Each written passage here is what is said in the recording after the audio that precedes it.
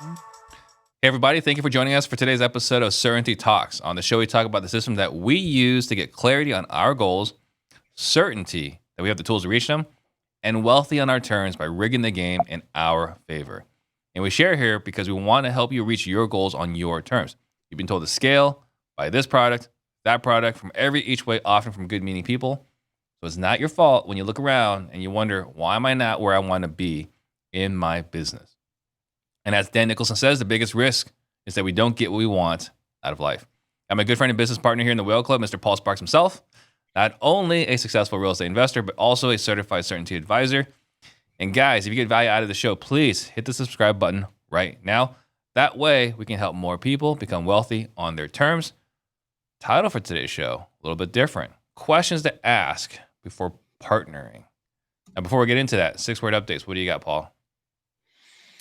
Well, we had a week off last week, so it's good to be back, first of all. And glad to see that your Suns picked up a win last night. I know that Nice. you were at the game. Yeah. So that's awesome. My 6-word update today.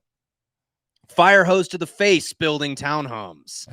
I have a lot of you guys know. In fact, it's so funny because this podcast, you guys have seen me grow and I've grown with you. And the conversations that Steve and I have every week here has just benefited my life and business tremendously. So first of all, I guess I just want to say thank you to you for giving me this platform. Thank you for everyone here that continues to listen to us, because it allows us to articulate our thoughts each week and hopefully share some valuable stuff with you. But you guys saw me go last year from wholesaler into developer. And I've been drinking from the fire hose ever since we broke ground in April. And for any of you guys who follow me on Instagram, first of all, if you don't follow me on Instagram, come on, shoot me a follow. Paul Sparks Official, right? Come check out my townhouse projects. Watch me grow as a real estate investor and apply certainty to what we're doing. But point is yeah, the last couple months I've been on site pretty much every day, because you just don't get an opportunity like this to learn from guys who are building 18 townhomes. It's a $10 million project. It's a fantastic opportunity. I've been carrying concrete. I've been looking at, hauling up cabinets and flooring and all sorts of stuff, but really just getting to learn how this process gets done. And so anybody that has questions about development, I don't know all the answers, but I'm happy to answer them for you. If you'd like, you can go check it out, Paul Sparks Official, and watch my journey becoming a real estate developer. That's awesome. And yeah, guys, if you guys don't follow Paul, like, we will skip trace you, right? Like, we will skip trace you and harass you. We already have your data already. So we have the technology. Just kidding. What's your 6-word update today, Steve? Calculate expected value of strategic partnerships. Right. So we had a Whale Club just this week. We're talking about expected values, which is like a total like nerdy concept, right? So if you're in engineering or poker, expected value makes a lot of sense. Outside of those scenarios, not a lot of people talk about expected values. So calculating expected values of a strategic partnership. Mm-hmm. We're going to dive into that today.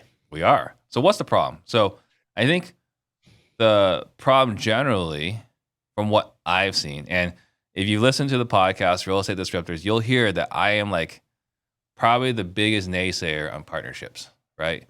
Which is a complete and utter hypocrisy, because Paul Sparks and I are partners.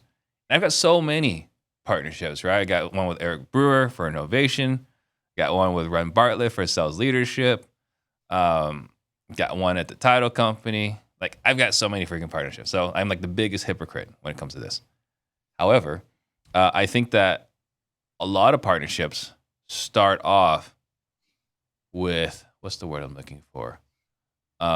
Rose-colored glasses, right? Like, hey, I got a problem, you got a problem, but together we'll crush this problem together, right? So I think in addition to what I want to talk about for myself, like, what are some things you see generally in partnerships and partnerships that fall apart? Mm-hmm. What do they say? 50% of marriages end in divorce. I would say it's probably like 70% of business partnerships end in a divorce. What do you say? Yeah, if not higher. What was it? The one ship, this is going to be totally terrible, and this is not something I believe, but it's a saying in our industry, is that the only ship that's guaranteed to sink is a relationship. Or is it a partnership? It's a partnership, right? Partnership. Yeah, That's it's funny. like yeah, you were saying 50%, 70% of partnerships break up. Well, and let's start off by talking about biases for a second, Yeah. because it's the rose-colored glasses. We always assume that we're going to perform at our best, that the other person's going to pull their equal weight, that nothing's going to disrupt in the future what we have here. Nobody's going to get, going to have kids. Nobody's going to have a reason to start a different business. There's going to be no additional opportunities. We're just operating in this vacuum as if everything's going to go well. And if you're listening to this and you're an active real estate investor, I can almost guarantee you've probably faced this question. Should I partner with somebody? Mhm. I want you to just like virtually raise your hand for me. If you've ever had that like thought of, should I partner with someone or not? That's what we really want to address today, because we all have this question as real estate investors. We talked this week in Whale Club about the Who Not How. Dan Sullivan and Ben Hardy. That is a freaking awesome book. Such a good book.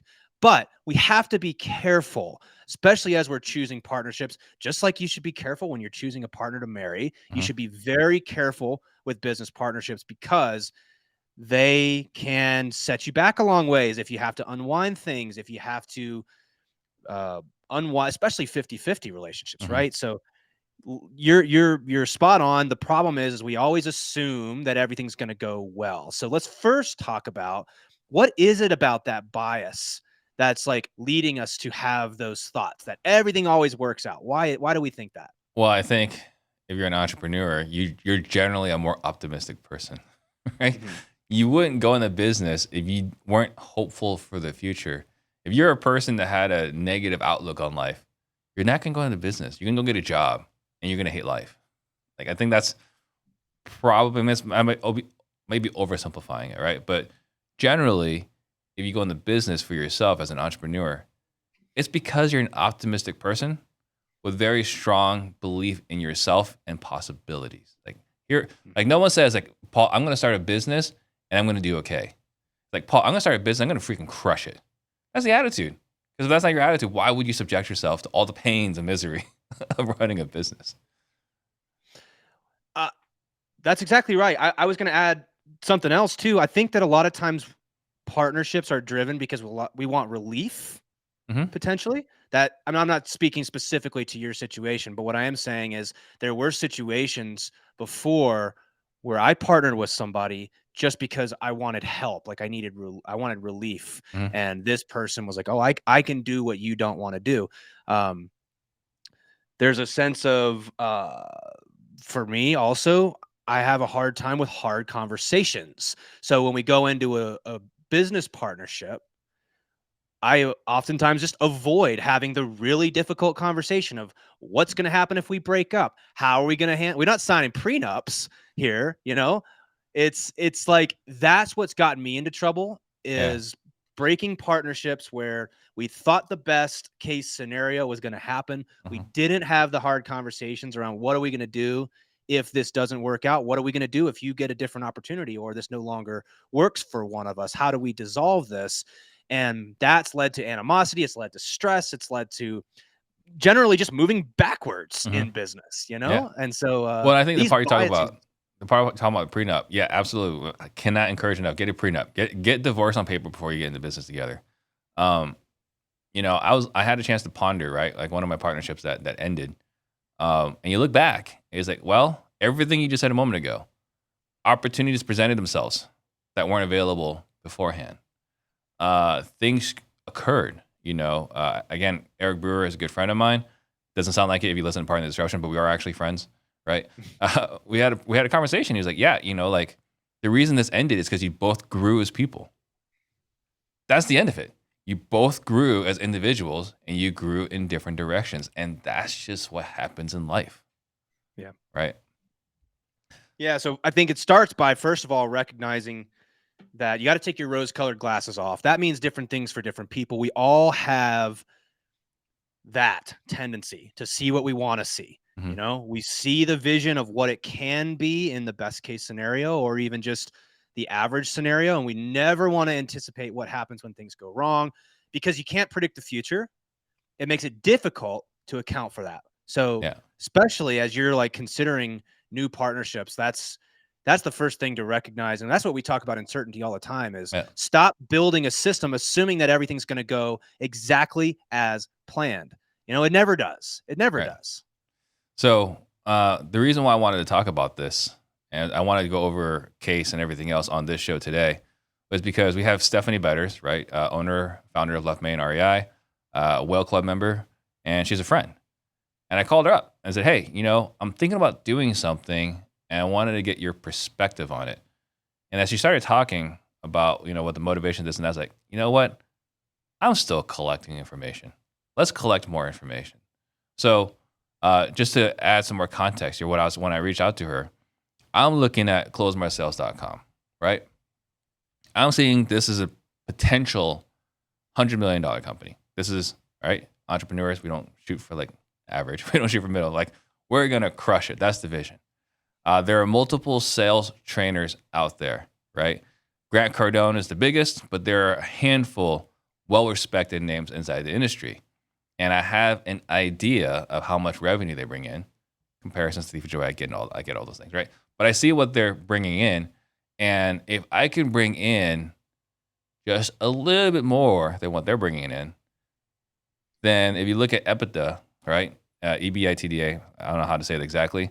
If you look at how people are valuing companies, it's not a far leap if I can hit some of these numbers to get to a $100 million valuation, right? These are the things I'm thinking about. So if that's the case, what is the best approach? And I've looked at 3 different options here. One is just rack up a bunch of debt, right? Oh, actually, first thing is, it'd be nice to just have a lot of capital. That'd be the easiest, right? The easiest solution is just have a bunch of capital, right? If it just had a couple million in the bank, hire all the right people, do all these things, hire people that have had multiple successful exits, all these other things. That'd be like the ideal scenario, right?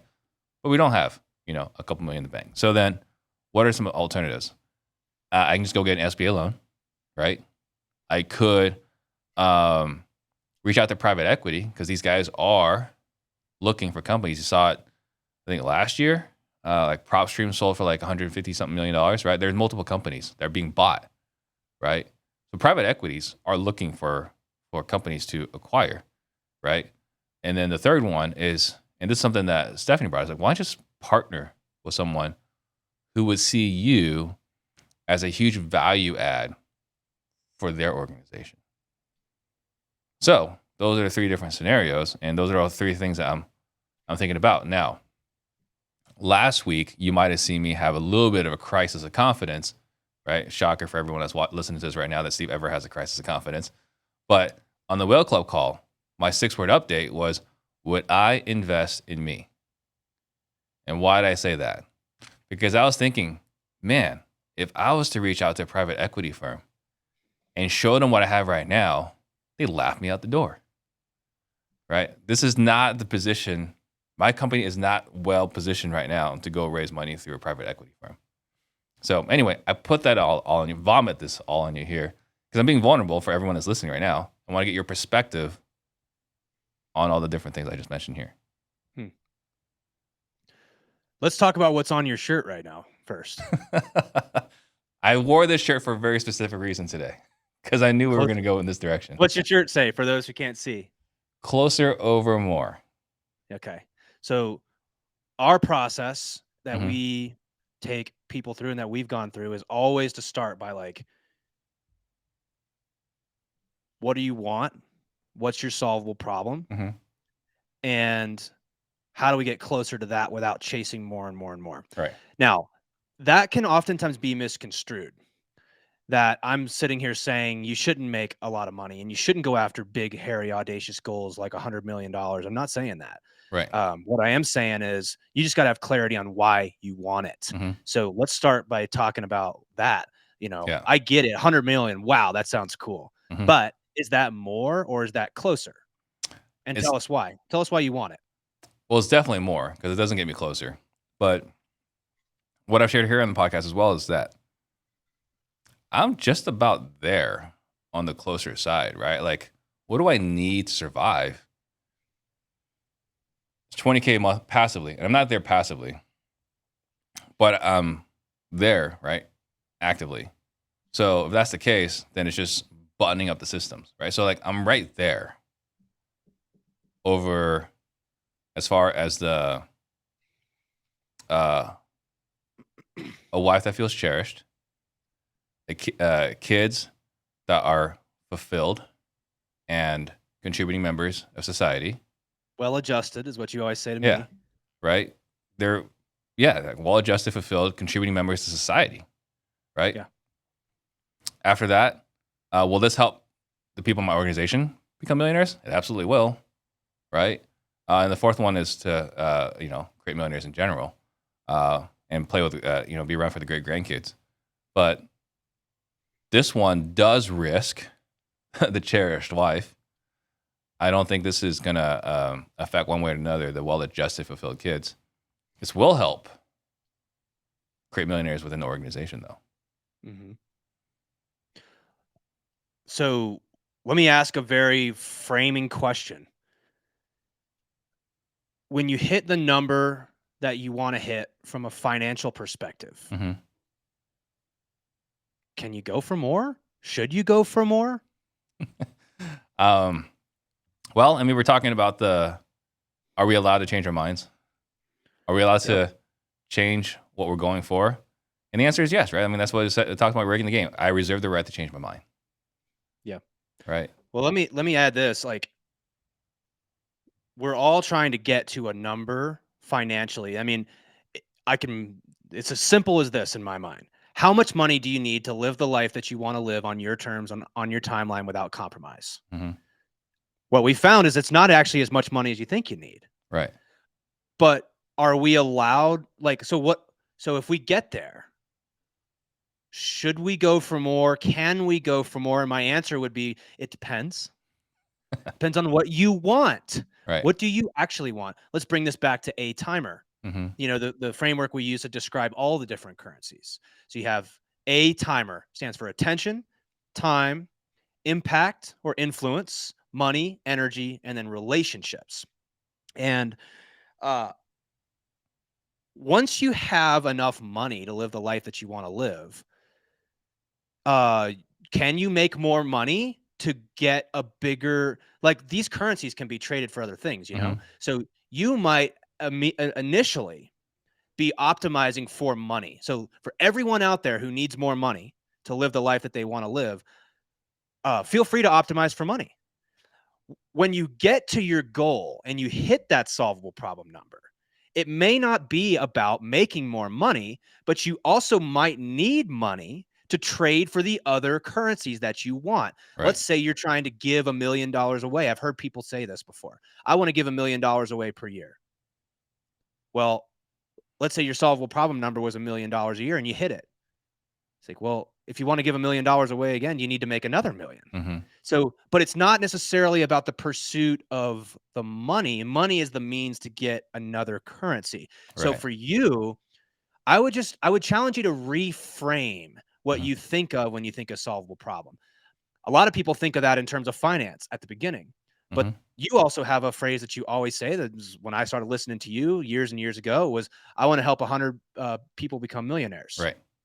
Absolutely. So the question becomes more like, it's not necessarily about the 100 million that you want to make from closemoresales.com. Yeah. Money is the means to get you the other currencies that you want. So like, maybe we got to update the solvable problem. Maybe you got where you need to get to Mhm. on the finance side. And now money is no longer the ultimate motivator. It's the other currencies that you gain by going after the 100 million. Maybe it's the impact that you can make on people's lives. Maybe it's the attention that you're going to get. Maybe it's the relationships that you gain, or the energy that you get by doing it. There's also a phrase we say, preference versus binary. Mhm. Sometimes you don't need a reason other than I just want to do it.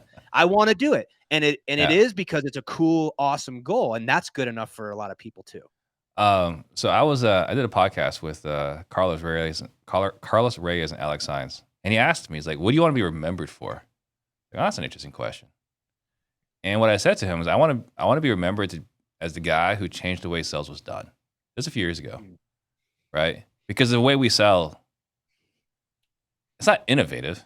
but it's different. It's different enough. It's different where no one's gonna say, like, man, like Steve's a sleazy sales guy, right? Mhm. It's that opposite of what's trending right now of the pushy car sales guy. So it does fulfill that purpose. But let's be honest, right? Like this is totally achievement addiction. This is something that I can do, and it'd be pretty cool if we can do it. I think that let's say my solve a problem was 100,000 a month, right? And we get there, I still wouldn't stop. I couldn't No. stop. Like you were saying, like you want to play business, like you play pickup basketball. I Yeah. couldn't stop. I would lose my mind. Well, and that's the point though, is it's a reframe. When Yeah. you say I forget how you said it, but I want to be the most influential, I want to impact sales, I want to do some, Hmm? that's influence. Right. Like that's influence. And this is the problem, is we get so caught up in the common denominator of money. Hmm. Well, I could make more money if I did this. Well, sometimes it's not about the money. It's Right. about something else, but we don't quite have the frame or the language to articulate that. Yeah. And also, it can't come at a cost to the other things that also matter, right? So, back to the whole analogy you're just saying there. I play pickup basketball almost every single day, and but if that impacted some other non-negotiables that I have in my life, then I would I wouldn't play pickup basketball every single Right. day, you know? Like if it was somehow harming my wife or my other relationships or the things that I hold most dear to me, then I wouldn't do it. So I would say the same thing to you. It doesn't have to make sense to everybody else. Yeah. You can go after it, but let's just recognize the trade-offs that we're making and let's properly characterize what problem we're trying to solve. Is the point of trying to make $100 million with closemoresales.com, It's not about the is it $100 million. because you want the $100 million, or is it No. because you want some other thing? And it doesn't have to make sense to everybody else. You just need to have clarity on why it is. Hmm. I'm a huge fan of go and do something like huge. Go set a big goal. Go achieve big things. Just know why you're doing it. And let's not confuse what we always do as we say it's all about, it's I could make this much more money if I did this. It's like, well, but you already have enough money. Hmm. It's like, right. Okay, well, you may just not be characterizing why you want what you want, Hmm. and that oftentimes can lead us to just not being able to describe why we're doing the things that we're doing, which can lead to other issues with our relationships. But telling your loved ones and your partner who you're partnering with, it's like this isn't about the 100 million for me. This is about the lasting impact we can make in the sales world, and this is why I want that. Yeah. That was a great point. So, it's funny. I think was it Seeking Consensus? So before Yeah. Stephanie, first person I called was Matt Andrews, and he was saying, "Yeah, like I love this vision. I think it's possible. Here's what you should do." Right? He's like, "You should go to join the Genius Network, connect with Joe Polish, and be in that room. You should go connect with Roland Frazier. Go connect with Ryan Dice, Perry Belcher. Right? These are like all like brilliant marketers. Right? You should go connect with Russell Brunson, which was an inspiration too, right? Like being in that room with ClickFunnels, like, holy cow, there's a whole room full of people that need help with sales, right? Mhm. And so I was like, yeah, those all sound great, but that kind of requires travel. I don't know if that's going to work. Sounds great. The good thing about Genius Network is it's actually in my backyard, so I can just go to Joe's office. It's like 5 minutes away. It's where I met you for the first time, Mhm. right? So there's that. I can go out and travel and create all these relationships, right? Or I could bring in a strategic partner.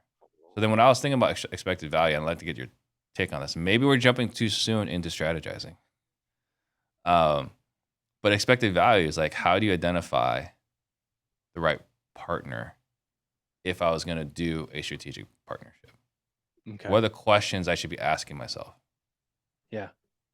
Well, I'm glad we didn't just do what we were probably like naturally inclined to do, which is just jump right to this conversation, Uh huh. because this is way more fun. But I do want to just, before we move on, just Yes. stress the importance of clarity and why it's important to be able to to say what you want and why you want it. You know, it's really easy to just get caught up in chasing things. Yeah. If you can't articulate, if you're trying to solve a financial problem, then let's label it as such. If Mhm. you've already hit your financial goals, it's okay to make more money, to start doing other things. Just get clarity on why you want it. Just get also clarity on the trade-offs you're not willing to make. I mean, these are your bumpers. Mhm. We have a good friend and partner, mentor, Nick Peterson, who wrote a book called Bumpers. And this is just like saying, how do we define the boundaries of what we're willing and not willing to do? Some people call them non-negotiables. And that's really all that we're saying. Yeah. Go after big things, achieve big things, but do it in a way that is with clarity on why you want it and what you're actually trying to solve. Yeah. Don't try to solve 3 or 4 problems at one time. So, with that being said, let's start talking about how to kind of use this tool of expected value. So, expected value is a really interesting tool, and like you said, if you're in any sort of technical background, you might have experienced this. What I like about it is it gets us out of this binary all or nothing thinking. You choose this partner, it either will work out or it won't work out. Well, I guess that might be true in a large sense, but there's all these other outcomes that lie in between those things. Mhm. Like, it works really, really well. It works kind of good. It works, average. It works below average. Like, we want to use this tool to start evaluating our decisions by considering all of the outcomes, right? Mhm. So as you're looking at SBA loan, private equity, or partnership, Yeah. what would you want to talk about partnerships today? And I like say maybe partnerships, but before we even get to there, just real quick on expected value, and this is gonna be maybe a horrible tangent. You ever watch Horrible Bosses too? yes, I have You with remember when Charlie Day and yeah, yeah, yeah, when they're trying to break in that guy's house? It's like, well, let's just open the front door. Let's go through the front door. And he tries to yeah. open it, it didn't work. It's like, damn, it didn't work. It's like, why do you think it would work? Because it was 50-50. In what world is it 50-50? It was either it was locked or unlocked. Like, no, we got to put Right. weights. That's a good case in point right there. Yeah, we got to put weights. Like, how likely is it to be locked? How likely is it to be unlocked? No, it was just 50-50 in that movie. Uh-huh. Well, that's a good lead into expected value. So, like, let's say you've got a coin. What's the expected value of that outcome? Well, there's only 2 outcomes. It's either heads or it's tails. Mhm. And heads, it's 50%. Tails, it's 50%. So really, what you do is like that's a pretty like straightforward way to look at it. Let's look at a dice, for Mhm. example. Let's say a 4-sided dice. 6. Can you have 4-sided dice? I don't think you 6, can. yeah. 6-sided dice. Yeah. Right. Well, each one of those dice has a probability for each side. What would be 6? It'd be like 18% Yeah, ish, 17. 17%. So each side of the die has 17% chance likely. And if the outcome is 1, 2, 3, 4, 5, 6, what you would do is you take each one of those outcomes, multiply it by 17%, and add it all up. I could do the math really quick, but I could tell you it's not 3. The expected value is not 3. It's probably closer to 3.5 or 4. Right. And the reason we say that is because there's weight to all these things. We also know that just like, is the door going to be open or closed, or is it locked or unlocked? Well, that's not a 50-50 chance, right? The probability that it's locked is probably much higher than 50%. Right. So here's how you use expected value. And if we're talking about partnerships, this is what you would do. And I'll let you tell me what are the step 1 is list out all the possible outcomes. Mhm. What are the possible outcomes with this partner? Yeah. Possible outcomes is it was a complete waste of effort. Or that's the worst case scenario is that we partner and they bring nothing to the table. The next one is, I guess we partner and I guess they bring. So the worst case is they bring no value. So now I've devalued the company and I'm worth less. Let's back up. Let's back up because I don't think I quite understand. When you say partner, give me like, you don't have to use specific names, but like help me understand like the what you're trying to get at here. Because Sure. you and I, this literally is the first time we talked about this. Sure. So this is live ammo. So let's look at a few different scenarios, right? I could partner with someone who is who owns a mastermind, right? I could partner with someone who's an influencer. For example, maybe like an Alex Hormozy kind of deal, right? I could partner with someone that has like we could just roll me into their organization.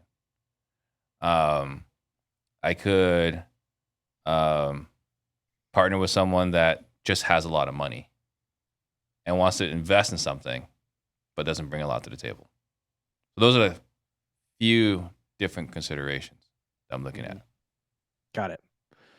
So that is really helpful. What I would then do is we would take each one of those scenarios. Mm-hmm.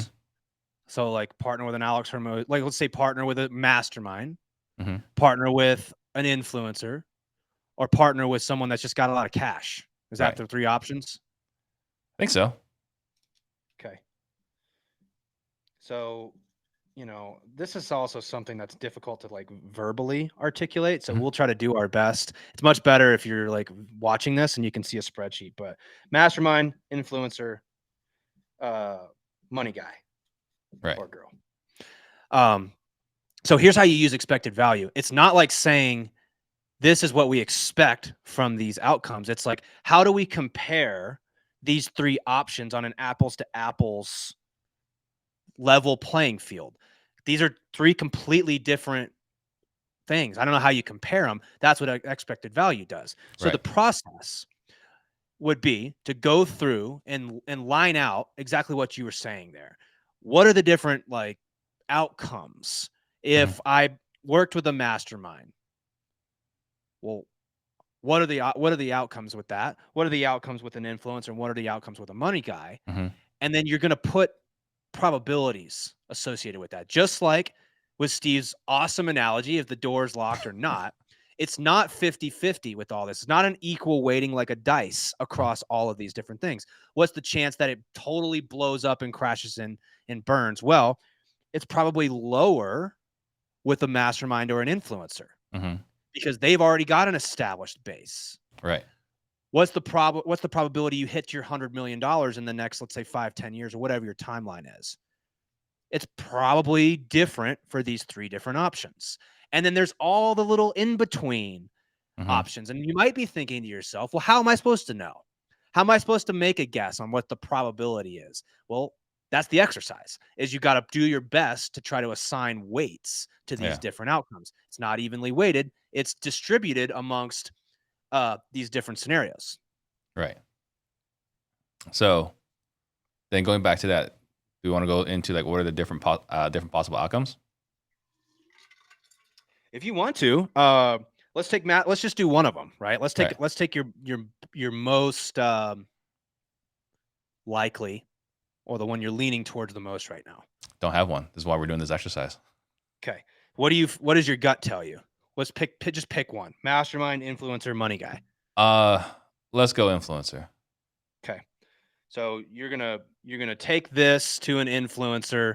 Let's say you make this agreement. What's the worst case scenario, and what's the probability of that? Worst case scenario, the guy is right after we agree, his reputation is tarnished. Right? Because cancel culture is right out. Just says you never know when it's going to happen. Yeah, I'm gonna do this on my computer here because it's gonna be difficult to do this on my board. All right, so option one. So if you're listening, you can just follow along. Option one was partner with an influencer. Yeah. And the outcomes are Steve ruins this guy's life. Or the other way. Yeah. So just total crash and burn. Now, what is the value of that to you? It's a negative number, I assume. Yeah, it's negative. I mean, I think it hurts the company horribly in that scenario. So how much value? I don't know. I mean, let's say it ruins the company entirely. So $1 million. Okay. Let's say it's $1 million. Yeah. What's the second outcome?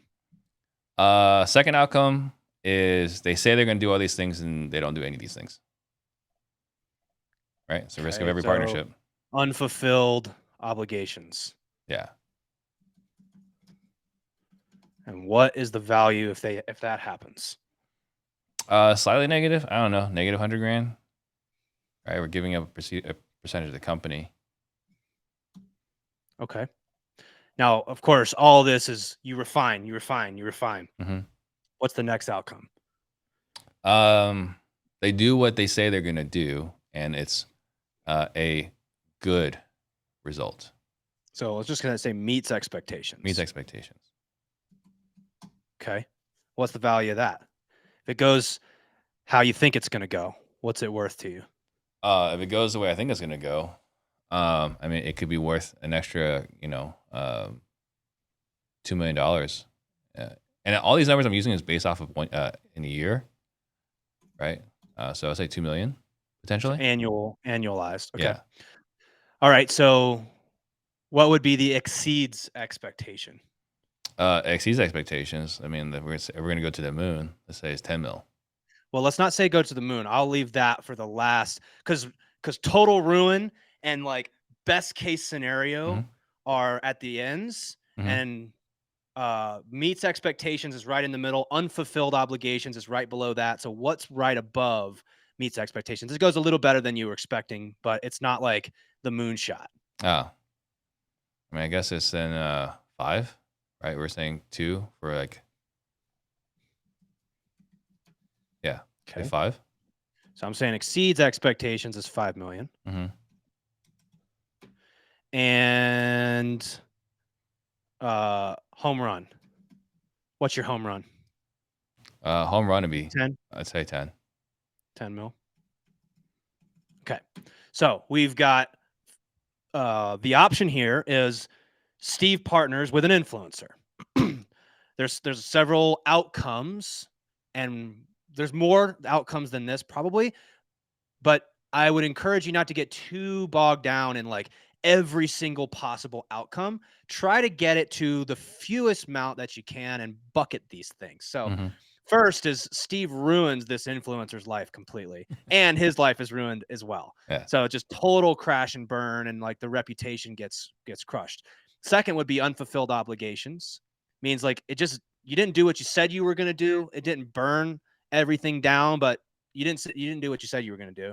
It meets expectations. Let's say that's 2 million. It exceeds expectations. Let's say that's 5, and a total home run is 10 mil. So what is the probability, Steven? Remember, all this has to add up to 100. Mm-hmm. Let's do a sum of these right here. What is the probability you ruin this all just completely crashes and burns? Crash and burn. I mean, I don't know. I think it's less 1%, but let's just call it 1. 1%. Okay. What is the probability of unfulfilled obligations? 10. I don't know. I'm guessing it's like most people at least try to do it. Right? They might not succeed in doing it, but I think everyone gives it, a good old college try. So I'd say 10%. That might even be high.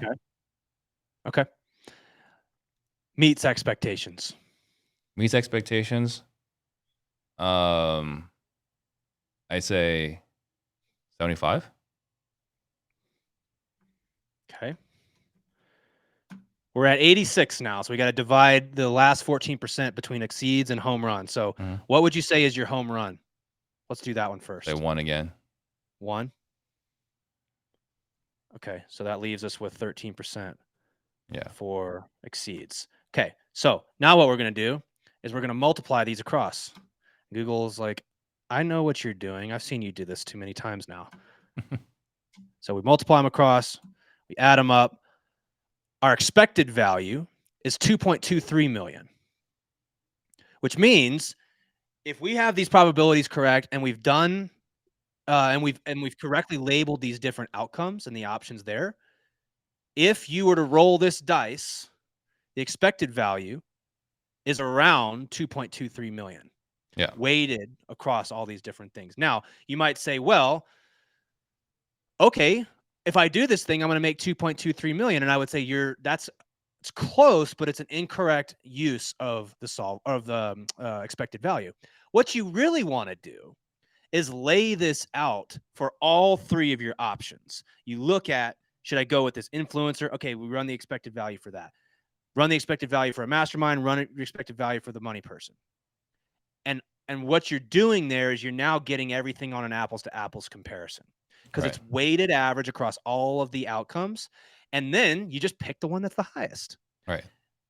assuming that the trade-offs and the other currencies that you want between these things are the same, right? There's a lot of nuance to this because Sure. if partnering with the mastermind makes it significantly easier for you to acquire like your energy output with that versus just with, let's say, this money guy, Hmm. the energy output with the money guy, because he doesn't bring a whole lot. You're Right. going to have to do all this. Yeah, he's got all the money, sure, but your energy and effort is just maxed out, and that's going to impact the other things in your solvable problem, like the relationship with your wife and your Yeah. kids and these types of things. Right. Because the things that's not showing up in the expected value is the obligations. Right. So So with what you can also do, you could run expected value for other currencies. yeah, I was gonna say What's like the expected? with an influencer, obligations aren't gonna be terribly high, but in mastermind, it might be a lot higher. It could. So what I would do then is again isolate the currencies. What we teach you how to do: Mhm. isolate the currency. Are we talking about energy? Are we talking about money? Are we talking about time? You can run expected value for all these things. If you're talking about energy, come up with some definition of what Mhm. one unit of energy looks like. We'll call it like, one unit, one Steve Trang, energy unit, whatever that means. Mhm. It's like, well, okay, list out all the outcomes.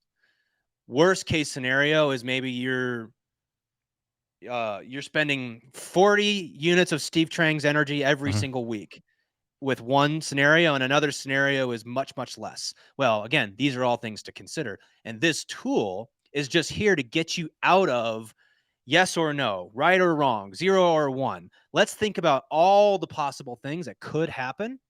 Let's assign some probabilities to them so that we can then compare things that aren't easily compared otherwise. Yeah, and I think the big thing here is after I look at the expected value part is again just remembering to look at all the different currencies and all these different situations as well because we only looked at the money part here. And again, my hope here was in doing this was kind of share what's going on inside my head. But for all you guys that are thinking about potentially partnering up with somebody or any other strategic partnerships, just ask these questions. Yeah. Well, and you're nailing it because again, I wanted to entertain the money conversation here, but we already established this isn't about the money. Right. So we actually ran an expected value on, and this is classic. What most entrepreneurs do is Yeah. they're like, well, I don't need the money. I'm really in it for the impact or the influence. And then we run expected value on the money as if we're making decisions off of, well, how Yeah. much more money can I make? Yeah. It's like, but that's not what you're doing this for. You're No. doing this because you want to be the guy in sales or whatever. Hmm. And so I would say, oh, great, let's run the expected value for the impact or the influence that you can make. Yeah. What are the outcomes? What are the probabilities? Run that.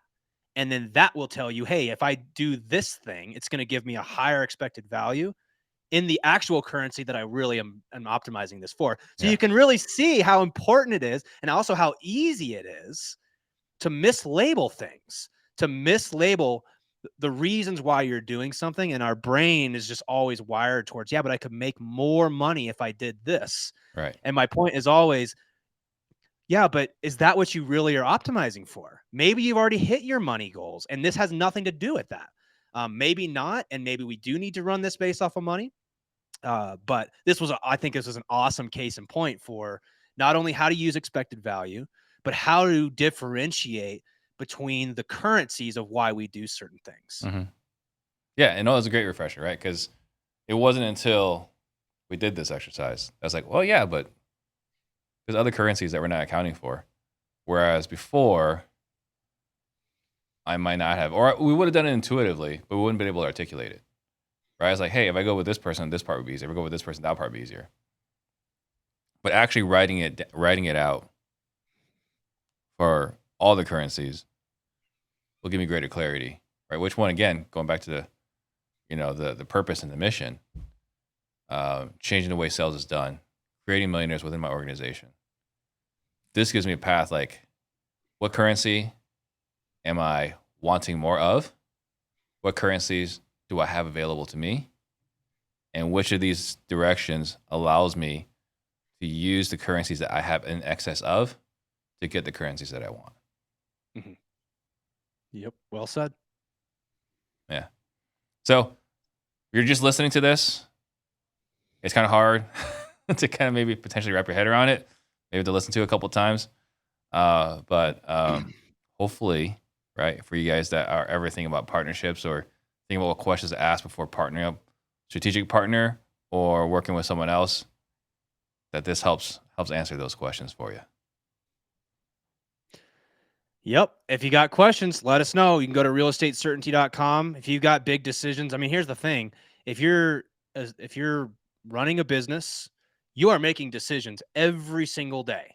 Like, that's what you do as a business leader, is you're constantly making better decisions, or you're constantly making decisions. The question is what are you doing to continue making better decisions? And first, what does it mean to make a better decision? We define that as it helps you get closer to the things that you actually want. That changes over time. You might hit your financial goals and realize, I still want to play business like pickup basketball. That's how I say it. It's not about the money. It's about getting the other currencies. It's about spending time with the relationships that I value. For Steve, it's more about the impact that he can make in the sales arena, in that entire industry, right? Like, he's trying to make an impact in an imprint on a massive industry. Well, look how easy it is to mischaracterize things, right? And this is what we mean. This is the type of information that I encourage you guys to continue looking for, is sharpening your decision-making skills. How do we make better decisions that get us closer to where we were trying to go without chasing more and more stuff that we don't actually need, right? That's the intention of what we do on this show, is hopefully to give you guys tools to help you navigate the decisions that we know you're making on a daily basis. So, if you've got comments on expected value, drop over to YouTube. Let us know what questions that you have. Drop over to realestatecertainty.com. You can still book some time with me there. I would love to hear the applications. I mean, we spent a few hours last week just talking about all the different ways that you could use expected value. But when we've got a whole podcast on this. We've got, I think it's over like 80 tools at this point that we use to help us make better decisions on a daily basis. If you're a CEO, if you're running a real estate business, if you're a real estate professional, and you value increasing your ability to make good decisions, check out what we do in Whale Club. That's what we help people do. We help people get clarity on what they actually want. Sometimes it's really easy to mischaracterize that. It also sounds really simple, which is why most people don't do it. They're like, yeah, I already know that. That's the biggest risk to a smart person, is saying, yeah, I already know that.